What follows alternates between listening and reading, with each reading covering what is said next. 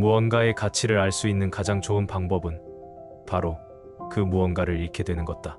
사람들이 흔히 운명이라고 부르는 것들의 대부분은 자신의 어리석음으로 인한 것들이다.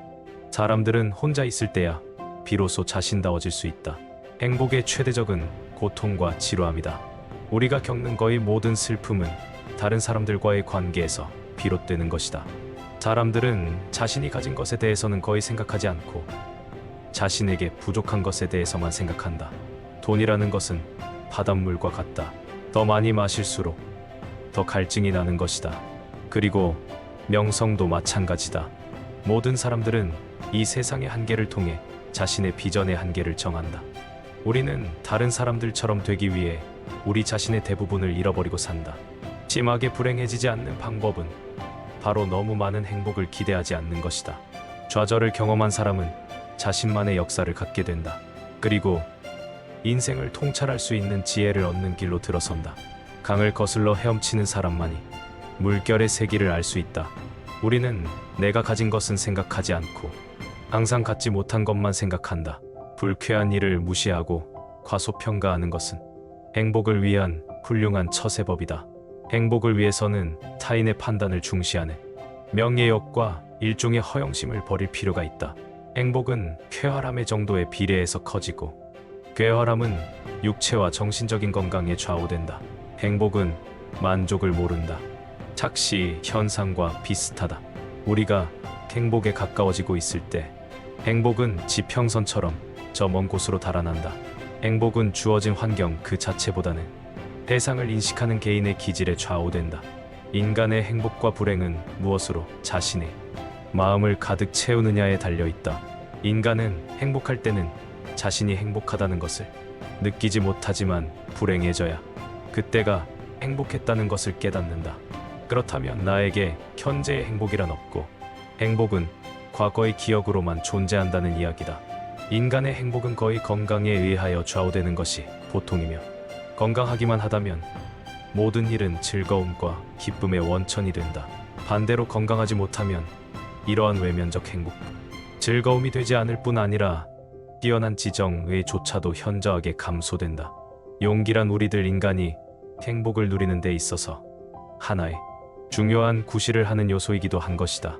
힘들고 괴로울 때 최상의 위안은 자기보다 더욱 고통받는 존재를 바라보는 일이다. 모든 사람은 그 자신의 이해, 정도와 인식의 한계 내에서만 세상을 바라볼 뿐이다. 대중은 일반적으로 귀와 눈은 밝지만 우둔한 판단력과 희미한 기억력을 갖고 있다. 인간 됨됨이가 상반되는 사람은 서로를 미워하고 볼품없는 자가 뛰어난 자를 멸시하는 일은 흔하다. 사물을 올바르게 평가하는 일이 드문 이유는 올바르게 판단할 만큼 총명한 사람이 적기 때문이다. 건강한 거지가 병든 왕자보다 더 행복하다. 하루하루가 인생이다.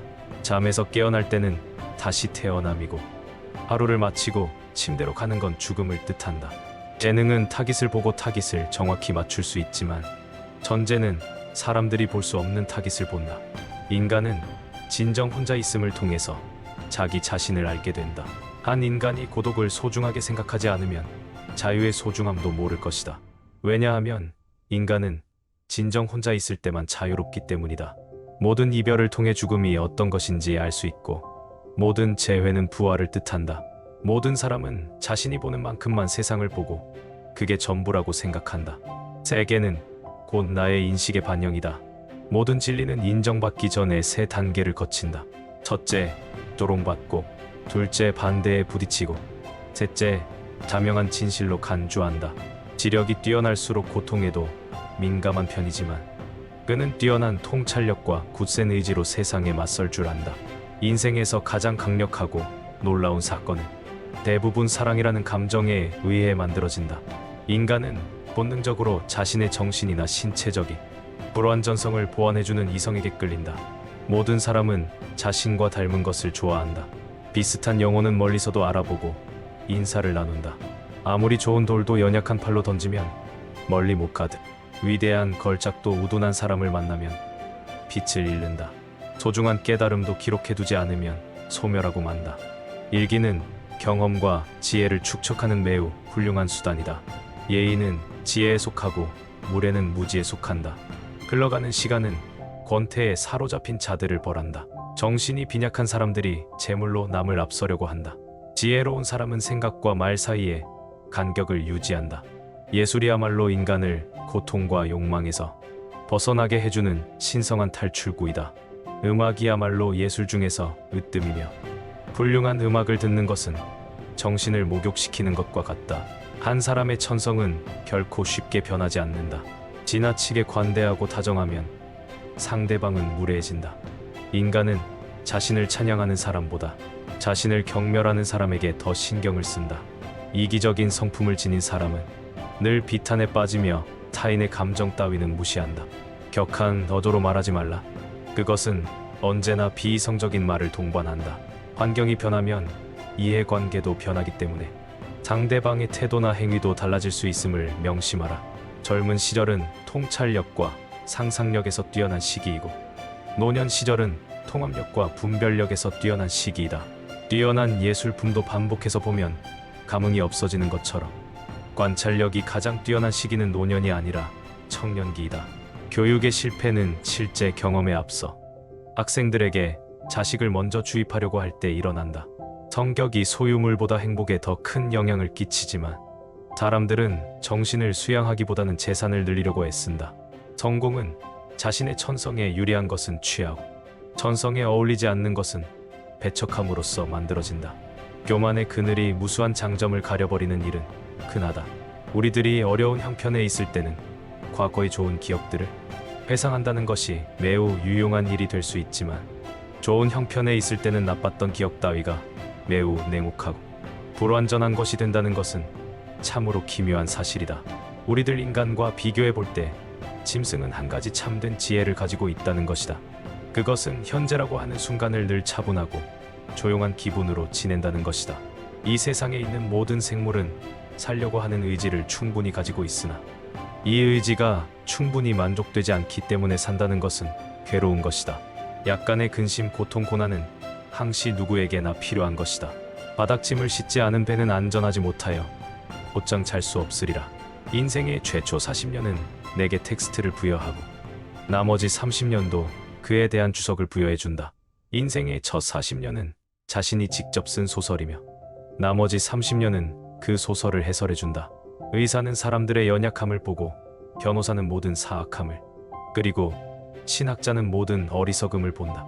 진실의 발견은 효과적으로 방해받는데 이는 실체의 잘못된 시선으로 오류를 낳는 것도 아니요 모자란 추리력도 아니다. 바로 선입견과 편견이 주범이다. 좌절을 경험한 사람은 자신만의 역사를 갖게 된다. 어느 누구도 자신의 고유한 성격을 벗어나지 못한다. 외부 상황이 바뀌어 얼핏 다르게 행동하는 것 같아도 그것은 성격이 다양하게 변주되면서 모양만 다르게 보이는 것에 불과하다. 사람의 성격이란 거의 변하지 않는다. 사람들의 눈높이에 나를 맞추려는 데서 모든 불행이 시작된다. 나는 어쩔 수 없이 나다. 내가 나를 부끄러워하지 않는다면 사람들도 나를 부끄러워하지 않게 될 것이다. 인간은 자신이 생각하는 대로 된다. 어리석은 자는 자기의 단점을 다른 사람의 잘못으로 착각한다. 운명이란 인간이 자신의 가능성을 실현하기 위해 이루어내는 일이다.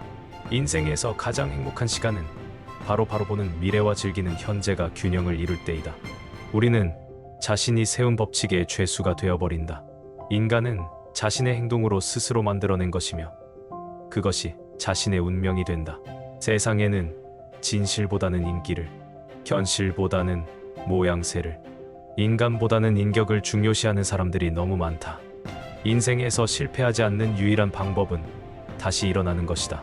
인간은 자신의 한계를 알아야 한다. 그러나 그 한계를 극복하는 방법도 알아야 한다.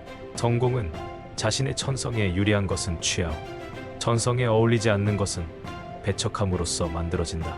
세계는 곧 인식의 반영이다. 불쾌한 일을 무시하고 과소평가하는 것은 행복을 위한 훌륭한 처세법이다. 인간 됨됨이가 상반되는 사람은 서로를 미워하고 볼품없는 자가 뛰어난 자를 멸시하는 일은 흔하다. 행복은 주어진 환경 그 자체보다는 대상을 인식하는 개인의 기질에 좌우된다. 모든 사람은 자신과 닮은 것을 좋아한다. 우리는 타인처럼 되기 위해 우리 자신의 4분의 3을 잃어버린다. 인간 행복의 적은 고통과 지루함이다. 겸손은 평범한 능력을 가진 사람에게는 성실함이지만 위대한 재능을 가진 사람에게는 미선이다. 고독은 위대한 영혼을 가진 자의 운명이다. 우리의 모든 고통은 혼자가 될 수 없다는 사실에서 비롯된다. 대부분의 사람들은 돈을 빌려주기를 거절하고 친구를 잃지 않으며 돈을 빌려줌으로써 친구를 잃게 된다. 인간의 사교적 본능은 근본적인 본능은 아니다. 사교적으로 되는 것은 고독을 두려워해서다.